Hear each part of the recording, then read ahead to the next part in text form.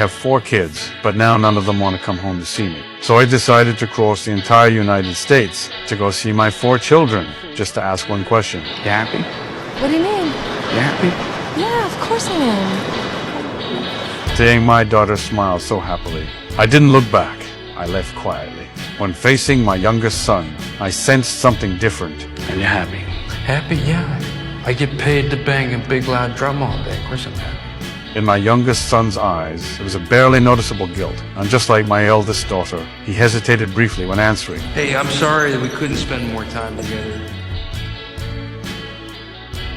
That's when I knew the kids were all lying, to find out why my children weren't happy. I invited everyone home for Thanksgiving reunion. I started preparing several days early. The usually frugal me was especially generous today. I got a special here on the rum. Now, forget the specials. I got the children visiting me this weekend from all over the country. Got them all around the same table, all 4 of them. Fine wine, expensive grilling equipment. I bought it all. But on Thanksgiving Eve, a sudden phone call crushed all my enthusiasm. It was my youngest son calling. He guiltily told me his work wasn't going well. He couldn't make it. I jokingly teased my son, said he'd miss out on the good wine. But when I checked my voicemail, I was completely disappointed. My 2 daughters, one because her child was sick, one because of a business trip. They even passed along word that my eldest son wasn't coming. My long-prepared reunion dinner left only me alone, since my wife passed away after the 4 kids attended the funeral. They never came home again.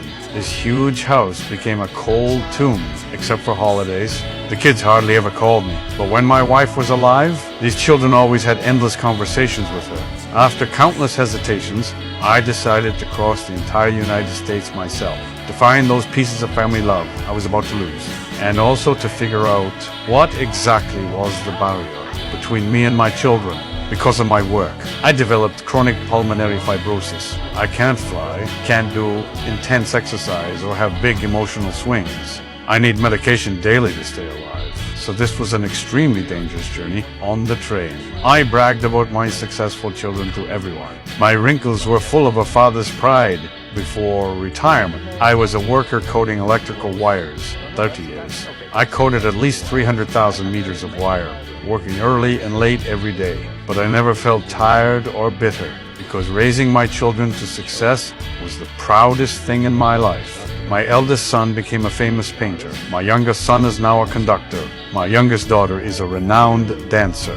My eldest daughter became a company executive. A person's whole life seems to be spent fighting for their children, willingly and without regret. I wanted to surprise my eldest son, but didn't expect to be shut out on the first stop, no matter how I pressed the apartment buzzer. No one answered. I thought my son was working overtime, but I waited on the steps for a long time. Still didn't see my son return. With no choice, I could only drag my luggage and leave dejectedly until I passed by an art gallery. I suddenly stopped. The familiar brushstrokes made my heart jump. Looking down further, sure enough, it had my eldest son's name. David. In a daze, I seemed to remember a conversation with my son from years ago. What are you going to do when you grow up, huh? I want to be a painter and do my pictures. Not a painter. Christ, painters paint walls and dogs pee on walls. You're going to be an artist. Artists paint pictures that change people's lives. And what are you going to be? An artist. That's right, an artist. So you're going to work hard? Yes, Dad. You're going to make me proud? I'm trying, Dad. I turned my head again, looking at my son's painting. My heart was full of satisfaction and pride. I no longer felt any anxiety or loneliness.